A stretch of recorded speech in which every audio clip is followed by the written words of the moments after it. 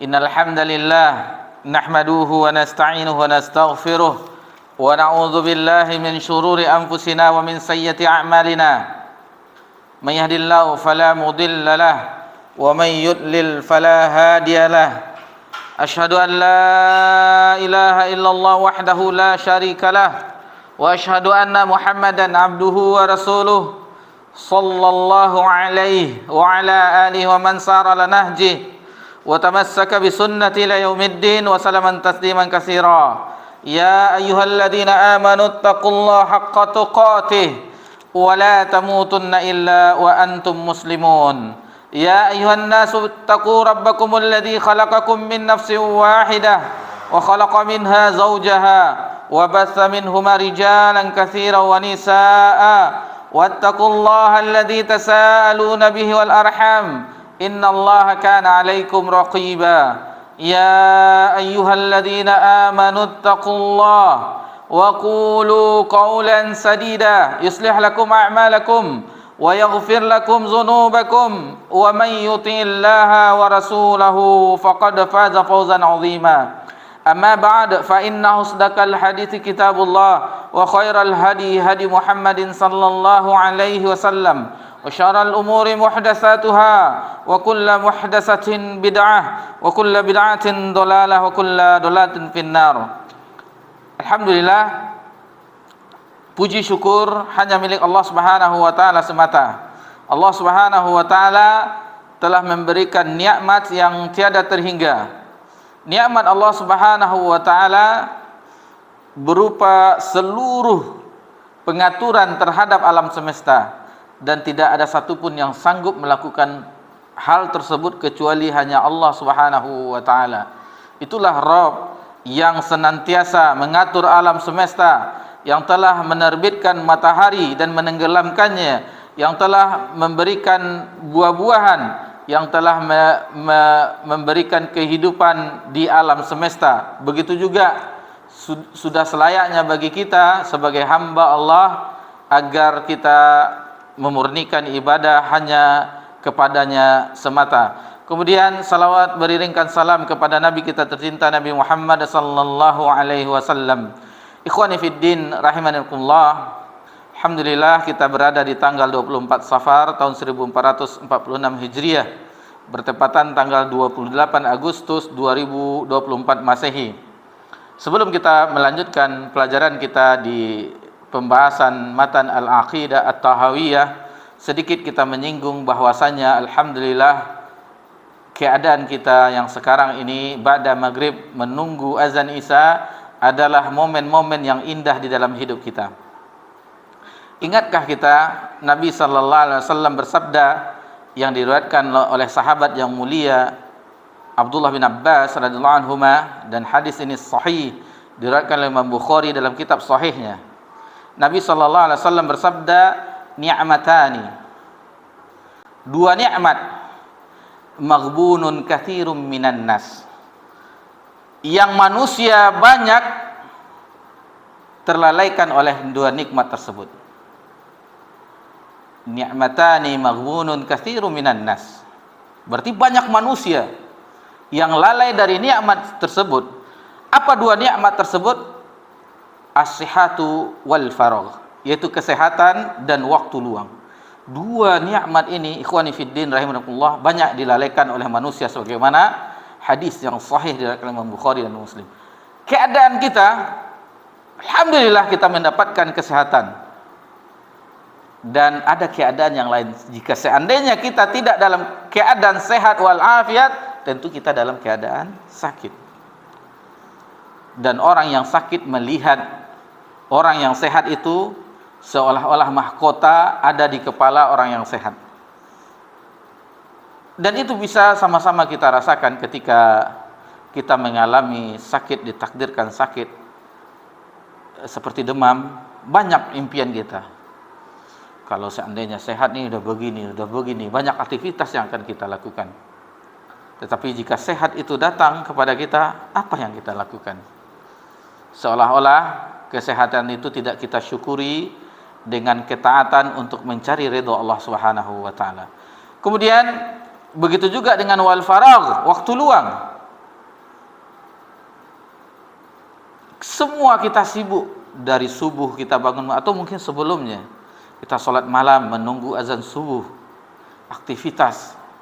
Dan orang yang mengetahui ilmu ba'da subuh tidak tidur, karena Nabi SAW di dalam satu doanya mendoakan umatnya, Allahumma barik ala ummati fi bukuriha, ya Allah berkahilah umatku di waktu paginya, waktu-waktu yang digunakan oleh orang-orang soleh untuk zikir pagi. Azkarus sabah merupakan suatu kegiatan untuk mengingat Allah Subhanahu wa taala. Benteng, dikatakan oleh Imam Al-Qayyim rahimahullah taala, benteng bagi diri seorang muslim ketika dia membiasakan azkar, zikir-zikir, baik itu di pagi dan petang, di sore hari. Begitu juga dengan di ba'diyah salat. Sebagaimana tadi setelah salat maghrib, sebelum salat ba'diyah kita zikir kepada Allah Subhanahu wa taala. Itu adalah suatu anugerah yang tiada terhingga. Sebagaimana kita katakan tadi bahwasanya kita berada di waktu yang senggang dalam keadaan sehat, kita gunakan keadaan dua nikmat tersebut mempelajari agama Allah Subhanahu wa taala. Mungkin bagi kita biasa, pelajarannya itu-itu saja, sudah pernah mendengarnya. Tetapi ini adalah suatu catatan amalan yang saleh di akhirat kelak, yang kita berbahagia. Kenapa saya tidak melakukan ini lebih banyak lagi? Kenapa saya tidak menggali ilmu lebih mendalam lagi? Banyak ayat-ayat yang belum saya pahami, banyak hadis-hadis Nabi sallallahu alaihi wasallam yang belum saya kuasai.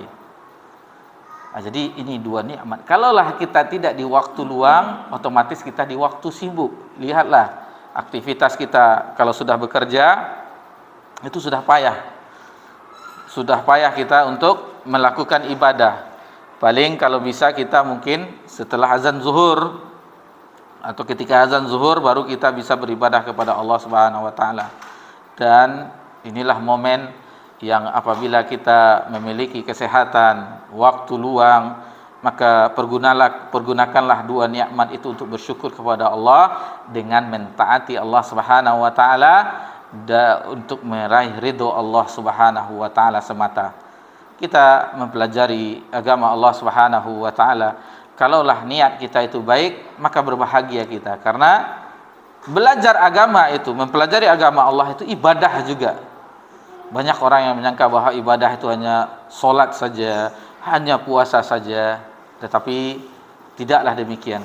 Mempelajari agama, bahkan di antara ulama kita seperti Imam Syafi'i rahimahullah taala, setelah amalan yang maktubah, yang fardu, tidak ada yang lebih utama melainkan belajar, menuntut ilmu. Dan jelas Nabi SAW bersabda, talibul ilm faridatun ala kulli muslim. Mempelajari agama Allah, menuntut ilmu itu wajib hukumnya bagi setiap muslim dan muslimah. Ini adalah alhamdulillah kita memuji Allah Subhanahu wa taala. Allah berikan kita kesempatan, kesehatan, waktu luang untuk mempelajari agama Allah Subhanahu wa taala. Dan yang kita pelajari di tempat yang mulia ini adalah di salah satu rumah Allah Subhanahu wa taala, yaitu Matan Al-Aqidah At-Tahawiyah yang disusun oleh Imam Abu Ja'far At-Tahawi. Taib. Selanjutnya kita insyaallah melanjutkan pelajaran kita apa yang telah disusun oleh Imam Abu Ja'far At-Tahawi rahimahullah taala di dalam matannya tersebut. Sekarang kita insyaallah akan membahas poin yang ke-66. Poin yang ke-66 di halaman 17. Marilah sama-sama kita dengarkan apa yang telah disusun oleh muallif rahimallahu taala. Tafadhal.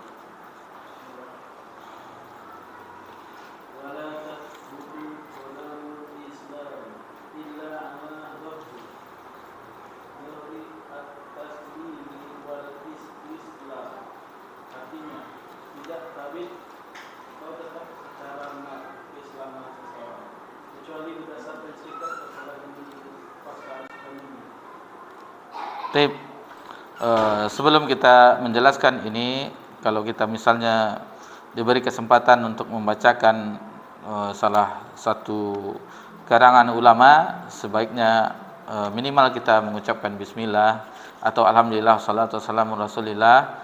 Kemudian kita berkata penulis rahimallahu taala, kita doakan mereka.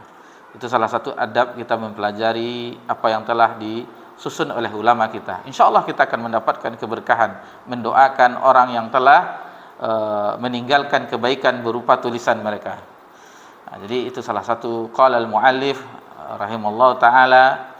Tidak apa kita menyebutkan seperti itu. Jadi ini hanya untuk agar lebih lebih khidmat kita mempelajarinya. Alhamdulillah. Dan apa yang telah beliau nukilkan oleh Imam Abu Ja'far itu merupakan salah satu referensi. Karena kita alhamdulillah mempelajari tadi malam di Senin malam syarah aqidah Ahlus Sunnah wal Jamaah, salah satunya istilah Ahlus Sunnah itu sudah dibawakan oleh Imam Abu Ja'far At-Tahawi di dalam matan ini. Di awal-awal beliau menyebutkan hadza dzikru bayani aqidati Ahlus Sunnah wal Jamaah. Jadi penamaan akidah Ahlus Sunnah wal Jamaah, Ahlus Sunnah wal Jamaah sudah ada. Mulai dari salah satu Imam Abu Ja'far At-Tahawi dan imam-imam sebelumnya, bahkan Abdullah bin Abbas radhiyallahu anhuma sudah memulai istilah Ahlus Sunnah. Jadi bukan perihal yang baru, bukan suatu yang baru kita menamakan dengan Ahlus Sunnah wal Jamaah. Dan lihatlah di awal-awal di halaman pertama, hadza dzikru bayani aqidati Ahlus Sunnah wal Jamaah. Jadi Imam Abu Ja'far menyebutkan bahwasanya ini adalah penjelasan akidah Ahlus Sunnah wal Jamaah. Taib. Al-Muallif rahimahullah taala berkata pada poin yang 66 pada matan, wala tathbutu qadamul islami illa ala zahari taslimi wal istislam. Tidak sabit, tidak tetap secara benar keislaman seseorang kecuali berdasarkan sikap berserah diri dan kepasrahan sepenuhnya. Ini penekanan bagi kita yang alhamdulillah diberi hidayah di dalam agama yang hak, agama Islam. Kita mengingat kembali pelajaran alhamdulillah di hari Senin mempelajari akidah. Salah satu yang alhamdulillah telah dipelajari di tempat kita ini yaitu usulul salasah. Berkata muallif Imam Muhammad At-Tamimi rahimahullah taala dalam matan usulul salasah, beliau mendefinisikan Islam, al-Islam ay al-istislamu lillahi bitauhid. Islam itu berserah diri. Al-istislamu lillahi bitauhid, dengan mentauhidkan Allah Subhanahu wa taala. Wal inqiyadu bitta'ah, dan diikuti dengan ketaatan. Setelah kita menyerahkan diri kita kepada Allah dengan mentauhidkan Allah Subhanahu wa taala, seluruh ibadah hanya untuk Allah Subhanahu wa taala, keikhlasan hanya untuk Allah Subhanahu wa taala dalam ibadah, maka al-inqiyadu bitta'ah, diiringi dengan ketaatan. Dan pada bagian akhirnya wal bara'atu minasyirki wa ahli, dan berlepas diri dari kesyirikan dan pelakunya. Berlepas diri, wal bara'ah, berlepas diri kepada bentuk kesyirikan apapun bentuknya, dari yang besar, yang jali, yang khafi, atau syirkun akbar, syirkun asghar, kita menjauhinya. Dan alhamdulillah pelajaran kita tadi malam di kitab Tauhid itu bab yang ke-42, yaitu bagi orang larangan untuk menjadikan tandingan-tandingan bagi Allah. Ini adalah salah satu bentuk kesyirikan lafaz, ucapan.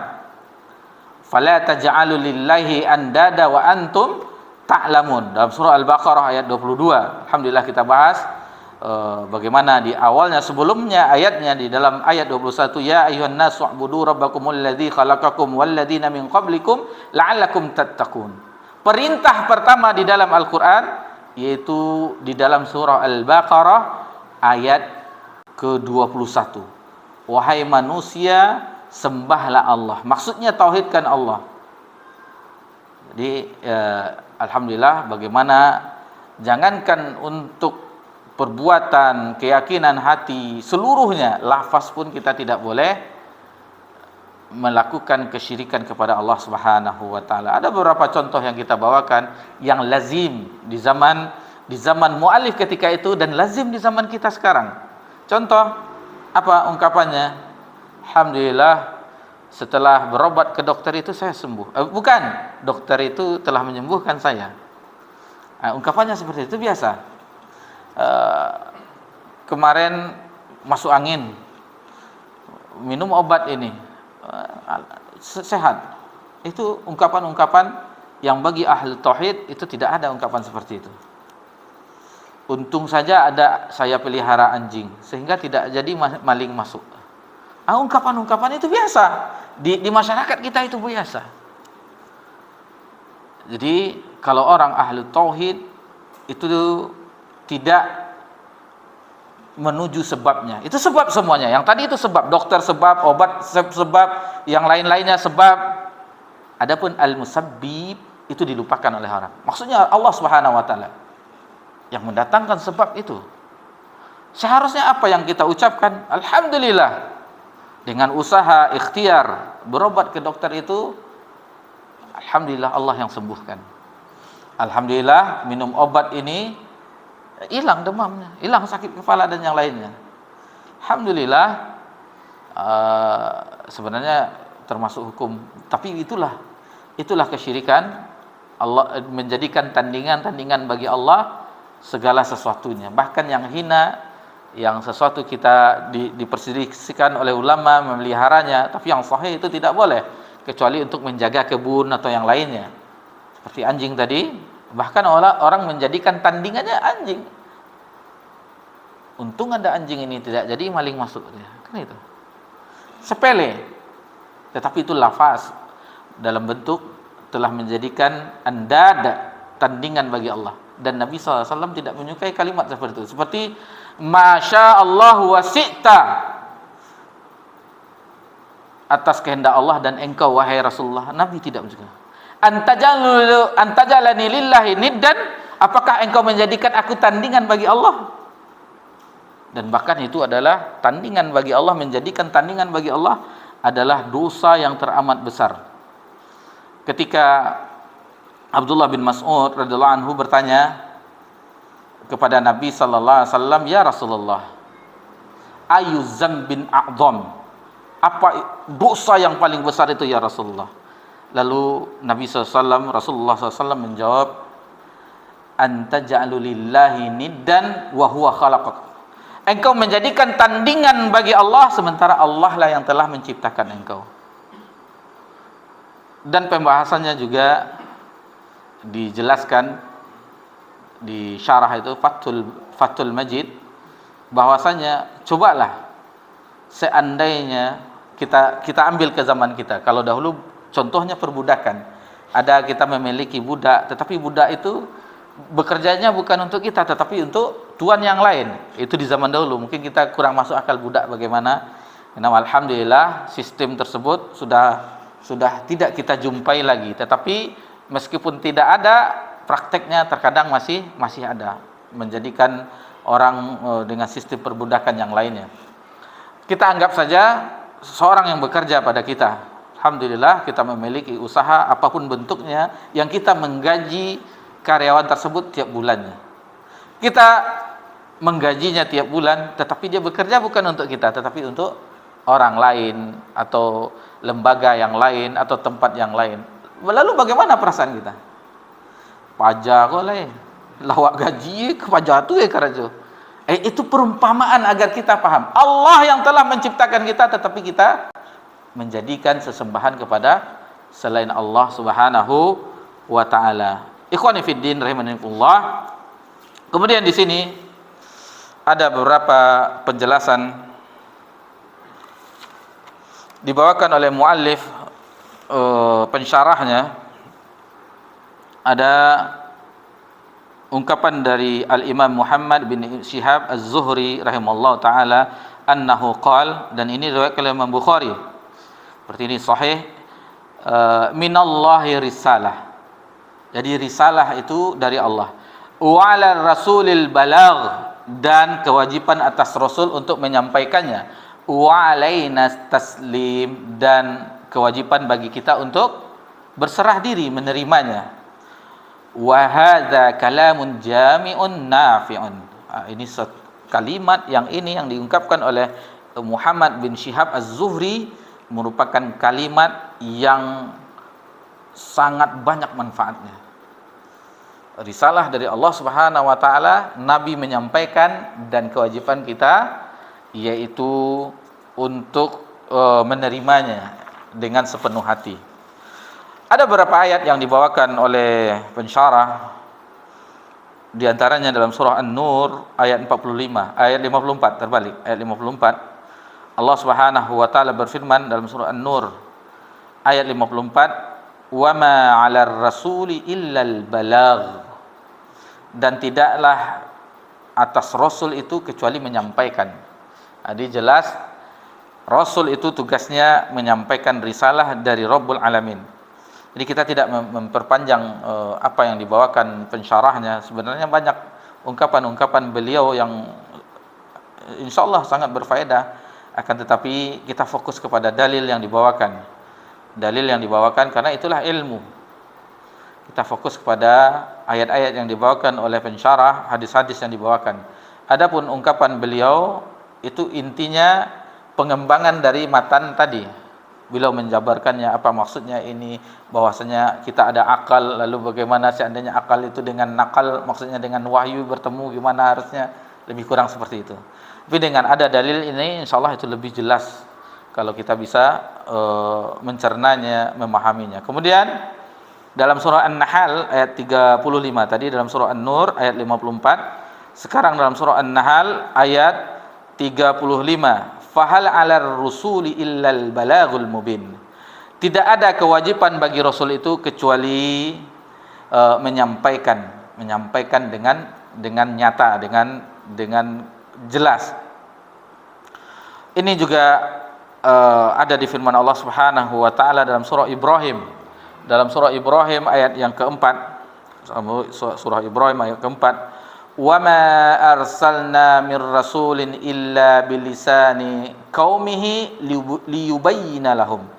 Dan tidaklah kami mengutus dari rasul-rasul illa bilisani qaumi liyubayyina lahum, kecuali dengan lisan bahasa kaumnya, liyubayyina lahum, untuk menjelaskan kepada. Seperti Nabi SAW diutus di Mekah yang berbahasa Arab, dengan bahasa Arab. Nabi-nabi sebelumnya seperti Nabi Musa kepada Bani Israel itu berbahasa Ibrani sesuai dengan bahasa kaumnya. Fayudhilullahu man yasha'u wa yahdi man yasha'. Allah melebihkan seseorang dengan siapa yang Allah beri petunjuk terhadap siapa yang diinginkannya.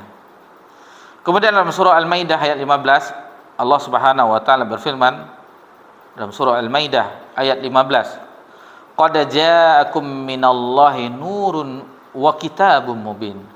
Sungguh telah datang kepadamu dari Allah, minallah nurun, cahaya, wa kitabun munir, dan kitab yang bercahaya, yang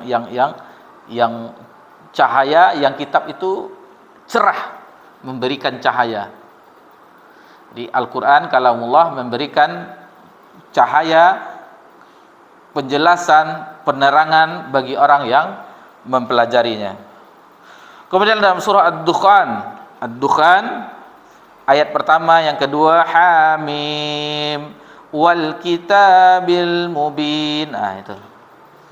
Jadi Hamim seperti mana Alif Lam Mim, Yasin, Alif Lam Ra dan yang lainnya, huruf-huruf yang seperti ini di awal dijelaskan oleh ulama. Kalau kita baca hanya Allah yang mengetahui maksudnya, tetapi kata ulama ini adalah bentuk panggilan kepada ketika itu orang Arab. Heran dia, kok ada huruf-huruf yang terpotong seperti ini, Hamim, apa maksudnya?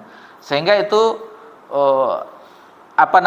timbul di dalam hati orang Arab untuk ingin mengetahuinya, apa lanjutannya, atau semacam kita di panggilan semacam woi, gitu. Jadi ada semacam untuk mendengarkan, menoleh kepada kepada apa yang disampaikan.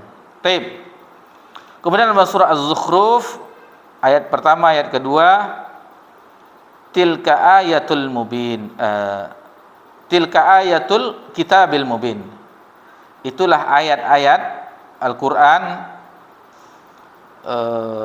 ayat-ayat Al-Qur'an, itulah ayat-ayat Al-Qur'an yang disebutkan, yang jelas, al-mubin, yang jelas, yang nyata. Kemudian dalam surah Yusuf ayat 111, ini banyak dibawakan dalil. Jadi kalau seandainya kita ambil misalnya wa'al aqilu yu'allimu anna rasulullah ma'sumun fi khabrihi, itu tidak selesai-selesai pembahasan. Jadi kita ambil sedikit dari sini maksudnya apa, lalu kita lompat ke dalilnya. Jadi ini yang lebih yang harus kita kuasai, dalil nas yang dibawakan oleh pensyarahnya. Kemudian dalam surah Yusuf ayat 111, ma kana haditsan yuftara walakin tasdiqal ladzi baina yadayhi, dan tidaklah perkataan yuftara, yaitu walakin tasdiq, itu untuk maksudnya untuk membenarkan, walakin tasdiq, untuk membenarkan alladzi baina yadayhi, yang ada pada sebelumnya, maksudnya kitab sebelumnya, wa tafsilu kulli syai' wa hudaw wa rahmatan liqaumi yu'minun, sebagai penjelasan di setiap sesuatu dan petunjuk dan rahmat bagi orang-orang liqaumi yu'minun, bagi orang yang beriman.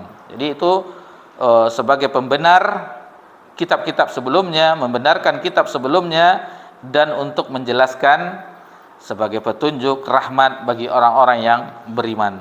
Dalam surah Yusuf ayat 111. Kemudian dalam surah An-Nahl ayat yang ke-89, wa nazzalna 'alaikal kitaba tibyana likulli syai', dan kami telah menurunkan kepada engkau, atas engkau, Alkitab, maksudnya Al-Quran, tibyanan, untuk menjelaskan likulli syai', segala sesuatu. Perhatikan, segala sesuatu dijelaskan di dalam Al-Quran ini.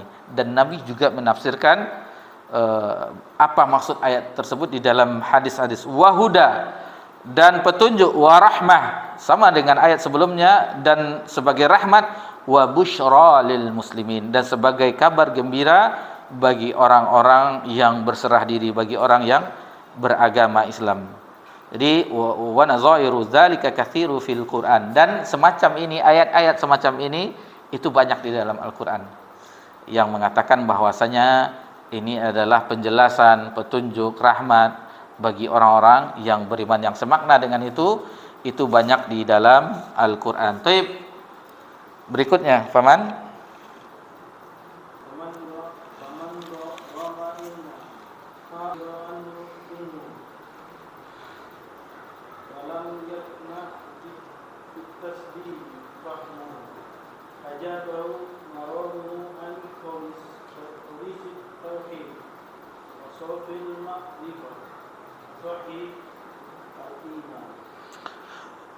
Barang siapa yang ingin mengetahui sesuatu yang tidak diperlihatkan ilmu tentangnya dan pemahamannya, tidak puas dengan sikap menyerahkan diri, maka dia akan dihalangi oleh keinginannya tersebut dari tauhid yang murni dan makrifat yang bersih serta iman yang sahih. Taib. Kemudian muallif rahimahullah taala menyebutkan faman rama ilma, barang siapa yang ingin mengetahui sesuatu, ma hudhira anhu ilmu, yang tidak diperlihatkan ilmu tentangnya, walam yaqna' bit taslimi fahmuh, sesuatu yang dan pemahaman tidak puas dengan sikap menyerahkan diri, hajabahu maramuhu an khalisit tauhid, maka dia akan dihalangi dengan keinginan tersebut dari tauhid yang murni, wasafil ma'rifah, dan makrifat yang bersih, wasahihil iman, serta iman yang sahih.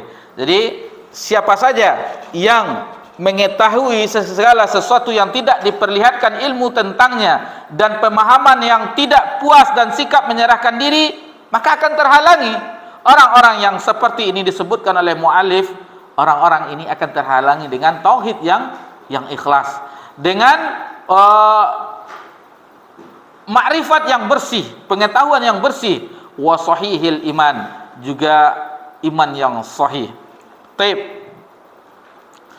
Ini adalah peringatan bagi orang-orang yang siapa saja. Jadi disebutkan siapa saja yang terhalangi dari tauhid yang bersih, dari ma'rifat, dari iman yang sahih.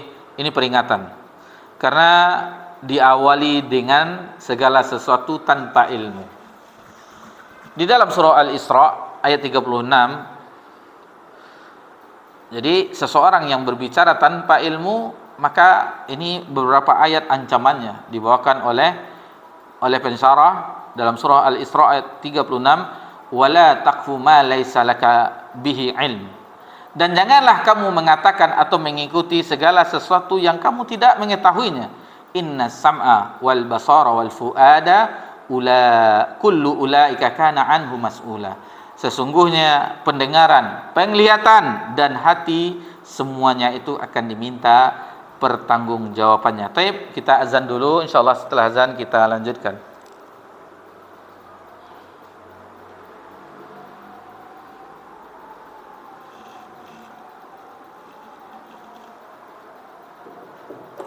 Ada.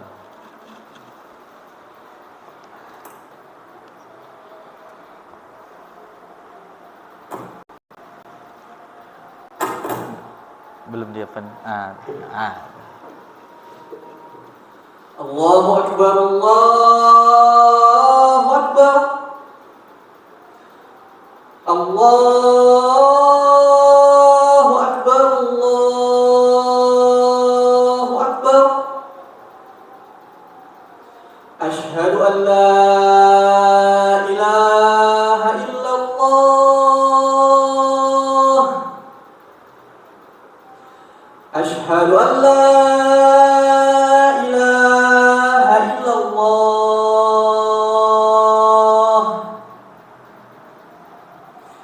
أشهد أن محمدا رسول الله.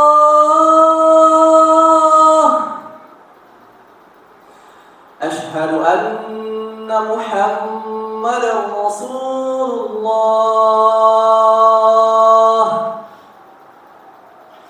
حي على الصلاة.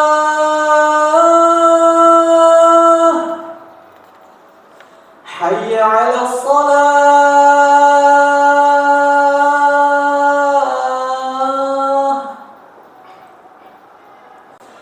حي على الفلاح.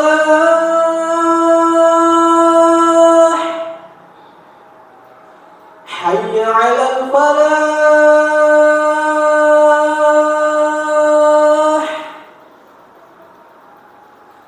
الله أكبر، الله أكبر. لا إله إلا الله.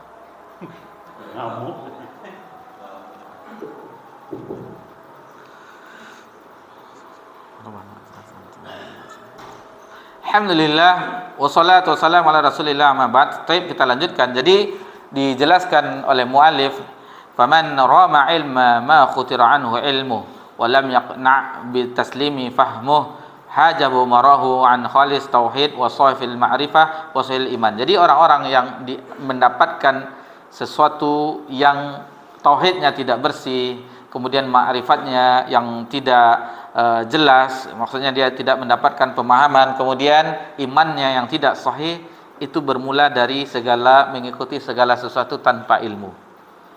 Dan di sini dibawakan firman Allah Subhanahu wa taala dalam surah Al-Isra yang tadi kita terhenti sebelum azan, ayat 36. Wala taqfu ma laisa laka bihi ilm. Janganlah engkau mengikuti atau mengatakan segala sesuatu tanpa ilmu. Inna sam'a wal basara wal fuada kullu ulaika kana anhu mas'ula. Sesungguhnya perkataan, kemudian wal basara, penglihatan, sesungguhnya pendengaran, penglihatan, wal fuad, dan hati, semuanya itu akan diminta pertanggungjawabannya nanti. Kemudian di dalam ayat yang lain dalam surah Al-Hajj ayat yang ketiga dan ayat keempat, Allah Subhanahu wa taala berfirman, wa minan nasi, dan di antara manusia, may yujadilu fillahi bighairi ilm, mereka orang tersebut membantah tentang Allah bighairi ilm, tanpa ilmu.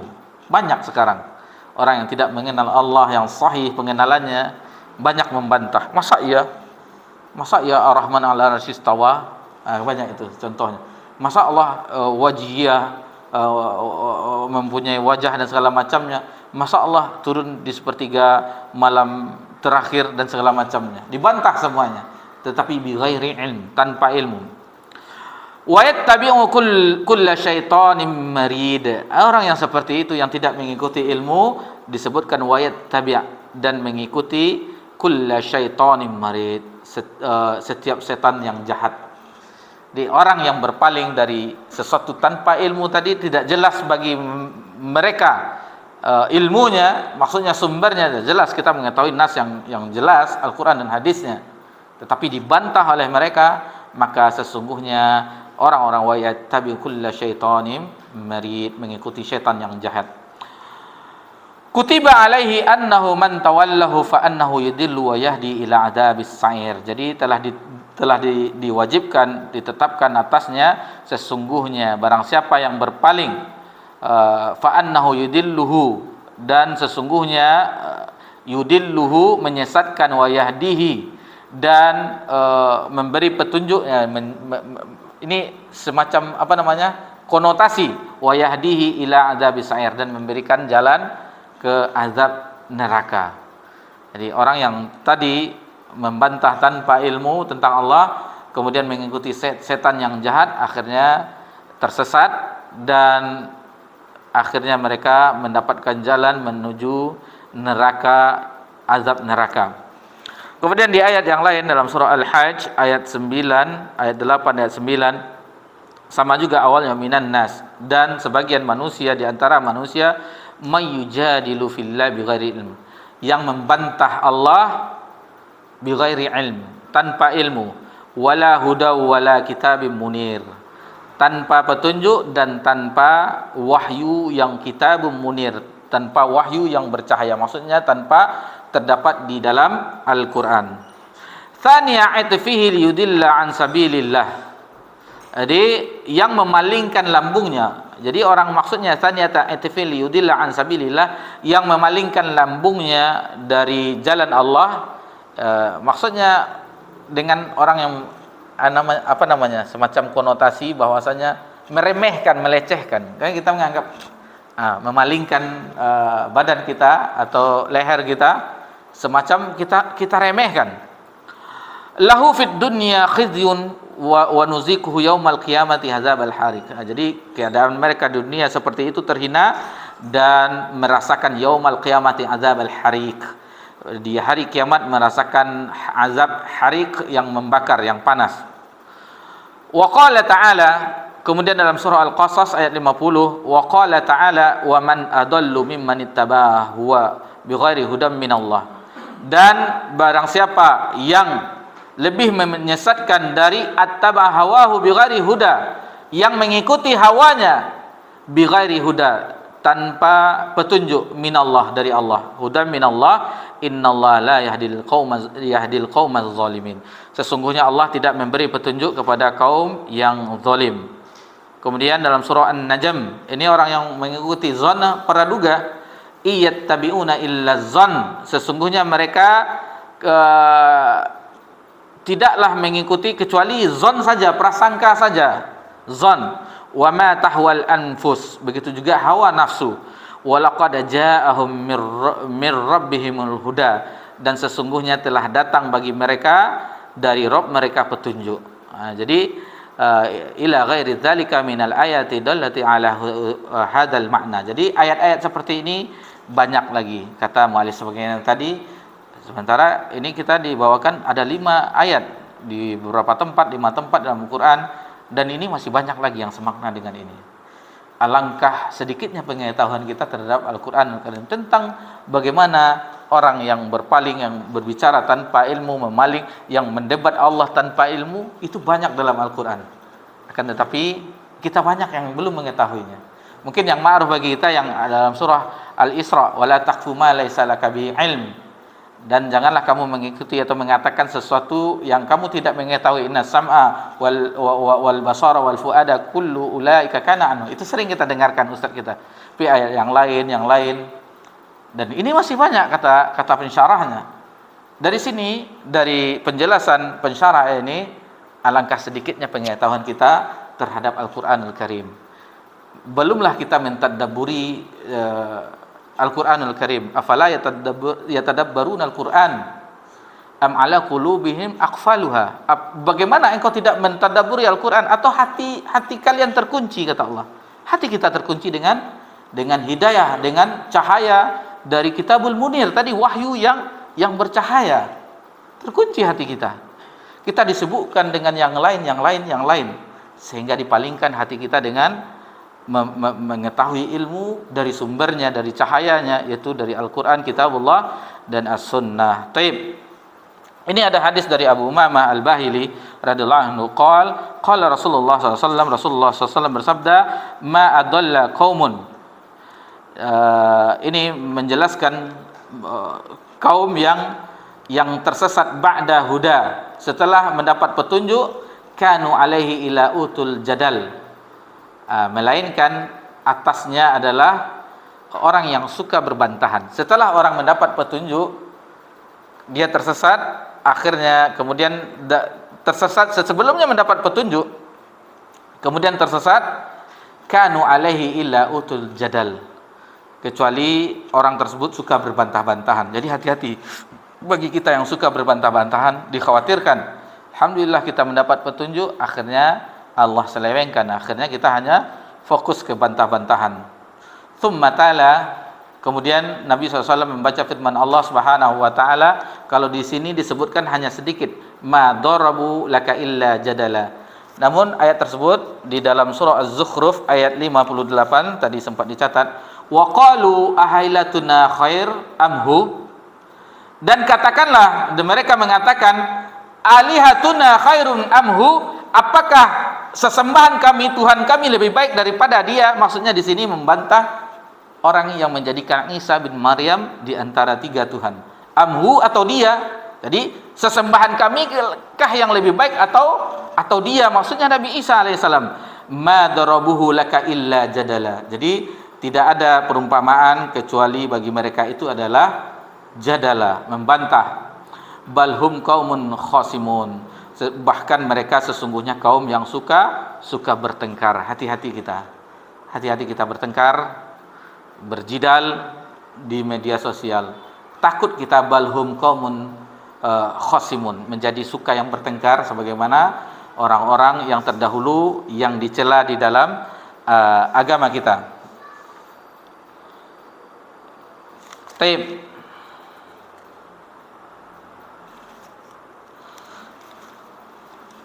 Kemudian hadis dari Aisyah, wa Aisyah radhiyallahu anha qala Rasulullah SAW, dari Ummul Mukminin Aisyah, semoga Allah meridainya, beliau berkata, qala Rasulullah sallallahu alaihi wasallam, sesungguhnya Rasulullah SAW telah bersabda, inna abghadar rajali ila Allahil aladul khasam, kharajahu sahihan. Jadi sesungguhnya yang laki-laki yang paling dibenci oleh Allah adalah yang keras kepala, kemudian al-khasim, yang suka bermusuhan. Hati-hati bagi yang keras kepala dan suka bermusuhan, itulah laki-laki yang dibenci oleh Allah Subhanahu wa taala. Taib. Kemudian dan akhirnya orang-orang tersebut yang mengikuti hawa nafsunya disebutkan dalam surah Az-Dzariyah ayat 23, afara'aita man ittakhadha ilahahu hawa. Bagaimana engkau melihat orang-orang yang menjadikan hawa nafsunya sebagai Tuhan? Dia mengikuti selalu hawa nafsunya. Apa yang kata hawa nafsunya diikutinya, apa kata hawa nafsunya diikuti juga. Taib. Ada sebuah ungkapan tiga yang menyebabkan ilmu itu rusak. berpecah karena mengikuti hawa. Wa innama dakhala fasadu fil alimi min thalathati firq. Jadi ada 3 hal yang membuat rusak ilmu tersebut yang disebutkan dalam bait syair oleh Abdullah bin Mubarak rahimahullah taala. Beliau menyebutkan karena rusak ilmu itu ada 3 perkara dalam bentuk syair. Beliau menyebutkan ra'aituz zunuba tumitul qulub. Aku memperhatikan bahwasanya dosa itu tumitul qulub, dapat mematikan hati. Wa qad yurithu dhulla idmanuha. Sungguh sikap yang terus menerus, yaitu orang yang terus menerus dalam dosa tadi, itu akhirnya akibatnya itu adalah dhulla idmanuha, yaitu kehinaan. Jadi orang yang senantiasa melakukan dosa itu akan memperoleh kehinaan. Wa tarkudz dzunubi hayatul qulub, dan meninggalkan dosa akan menghidupkan hati. Wa khairul li nafsika isyanuha, dan yang terbaik bagi jiwamu adalah meninggalkan maksiat tersebut. Nah, ini dia yang 3 tadi. Wa hal afsadud dina illal muluk, dan adakah yang lebih rusak, yang merusak agama ini kecuali raja-raja. Ini raja-raja. Wa ahbaru su'in wa ruhbanuha, dan ulama-ulama yang buruk, ulama-ulama yang jelek, dan ahli ibadah tanpa ilmu, yang dia beribadah tanpa ilmu. Jadi yang rusaknya agama itu terhadap penguasa, raja-raja yang merusak agama itu. Kemudian wa ahbaru su', yaitu ulama-ulama yang buruk, yang jelek, ulama yang menyeru kepada pintu-pintu neraka yang disebutkan di dalam hadis. Ulama-ulama, penceramah-penceramah, orang-orang yang mengajak kepada babu jahannam, pintu-pintu neraka. Kemudian waruhbanuha, dan ahli-ahli ibadah tanpa ilmu. Kita perhatikan orang ahli ibadah tanpa ilmu, akhirnya dilihat oleh orang yang tidak belajar juga. Oh, ternyata begini ya. Akhirnya karena melihat, maka terjadilah kerusakan di dalam agama ini. Taib. Yang terakhir, taib, kita tambahkan.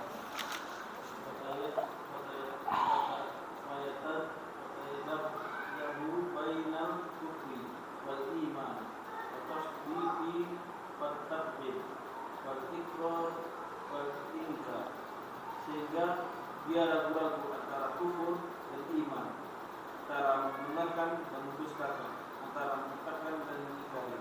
Inilah keadaan orang yang tadi dijelaskan oleh mu'alif Imam Abu Ja'far At-Tahawi, fayatadzabzabu bainal kufri wal iman, sehingga dia ragu-ragu antara kufur dan iman. Ragu-ragu dia. Wa tasdiqil takdzib, antara membenarkan dan mendustakan. Wal iqrari wal inkar, antara menetapkan dan mengingkari. Karena tidak kokohnya hati tersebut menerima secara penuh terhadap Islam.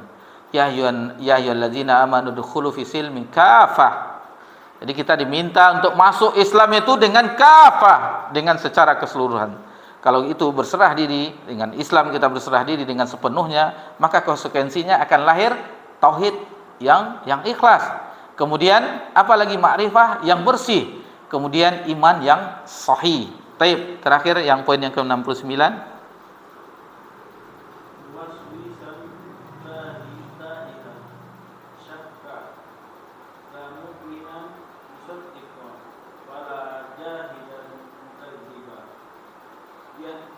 Dia senantiasa was-was, kehilangan arah dan ragu-ragu, tidak sebagai seorang mukmin yang membenarkan, tapi juga tidak sebagai seorang yang mengingkari dan mendustakan.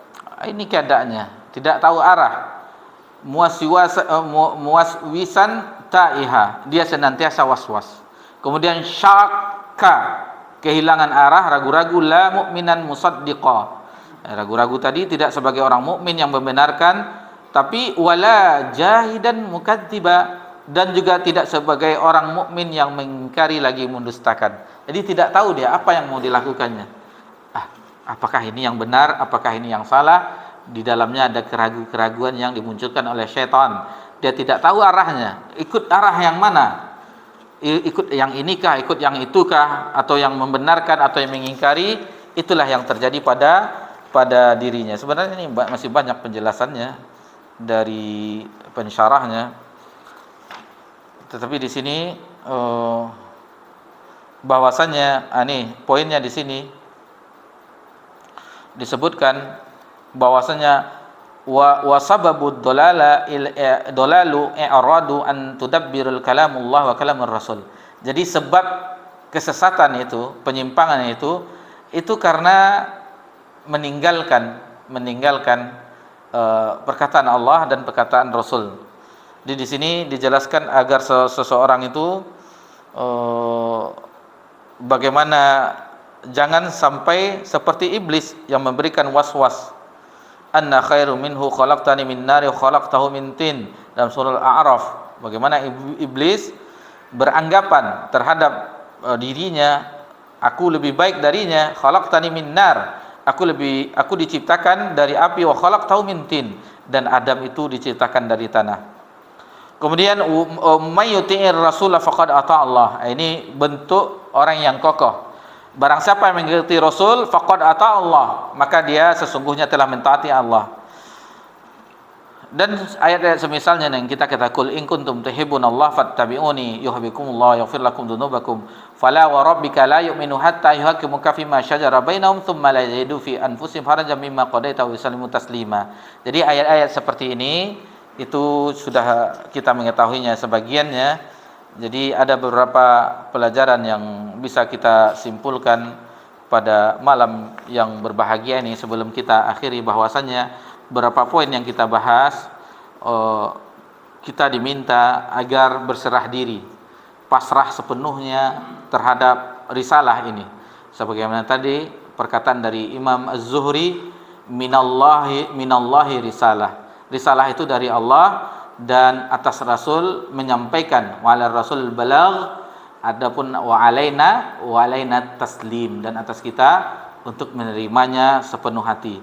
Kalau bagi yang tidak, maka akan hilanglah pemahaman.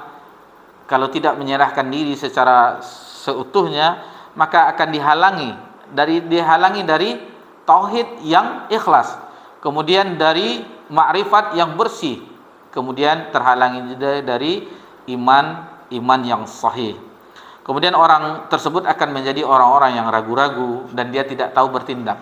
Apakah dia harus membenarkan, apakah harus mendustakan, atau yang lainnya. Inilah keadaan orang yang terombang-ambing, dan ini banyak.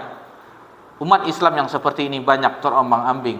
Lihat satu video, kata yang ini begini loh. Lalu lihat lagi ceramah yang lain, yang ini kok berbeda. Inilah keadaan umat yang sekarang. Karena pertama disebabkan karena kejahilan. Itu otomatis segala sesuatu kerusakan itu karena kejahilan. Karena kebodohan, maksudnya tidak mau mempelajari agama Allah Subhanahu wa taala dengan optimal, dengan serius. Mempelajari agama dengan video pendek itu alhamdulillah masih mau kan, tetapi hasilnya menjadi orang yang ragu-ragu. Bingung pula mana yang benar sebenarnya. Itu banyak kita jumpai terhadap kaum muslimin dan muslimat karena ketidakkokohan mereka di dalam mempelajari kitab munir, wahyu yang bercahaya, yaitu kitabullah dan sunnah Nabi sallallahu alaihi wasallam, yang mana tadi disebutkan wasababul dalal, penyebab dari kesesatan itu, orang yang tersesat itu adalah meninggalkan kalamullah wa kalamur rasul, meninggalkan kalamullah dan kalamur rasul. Taib, itu saja yang bisa kita bahas di kesempatan yang berbahagia ini. Kalau melihat matanya melompat-lompat, kita kemarin telah membahas ru'yatullah di poin yang ke-58. Kemudian diulang lagi di poin yang ke-70 tentang melihat Allah Subhanahu wa taala di negeri Darussalam, maksudnya di surga. Insyaallah ini akan kita lanjutkan. Kenapa tidak berurutan? Dan kemarin kita juga kenapa tentang sifat Allah lagi diulang lagi, padahal kita sudah 40 poin mempelajari tentang keimanan kepada Allah. Setelah mempelajari keimanan kepada Nabi, kemudian poin bahwa Al-Quran itu kalamullah, lalu diulang kembali. Jadi kita tidak mendapatkan keterangan yang jelas bahwasanya itu adalah untuk mengingatkan kembali, dijemput kembali poin-poin sebelumnya yang telah dipelajari agar kita tidak menyamakan sifat Allah dengan sifat makhluk. Laisa kamitslihi syai'un wa huwas samiul basir. Kemudian di poin sebelumnya yang pelajaran kita di pertemuan yang ke-17, kita telah mempelajari bahwa melihat Allah itu hak. Wujuhu yauma idzin nadirah ila rabbiha nadirah dalam surah Al-Qiyamah. Kita mengira bahwa itu akan tidak dibahas lagi. Ternyata di poin yang ke-70 dibahas tentang bahwasanya orang beriman itu melihat Allah fi daris salam, di negeri keselamatan, yaitu di surga.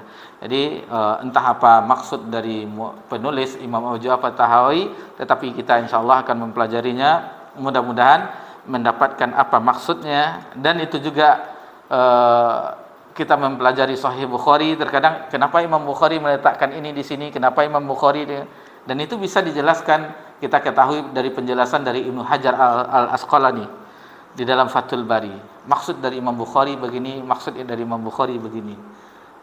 Dan mudah-mudahan ini bisa menambahkan keimanan kita, kekokohan kita, karena asas dari agama kita adalah akidah yang semuanya, semua porosnya kembali kepada akidah. Apabila akidahnya sahih, maka ibadah kita pun menyertai.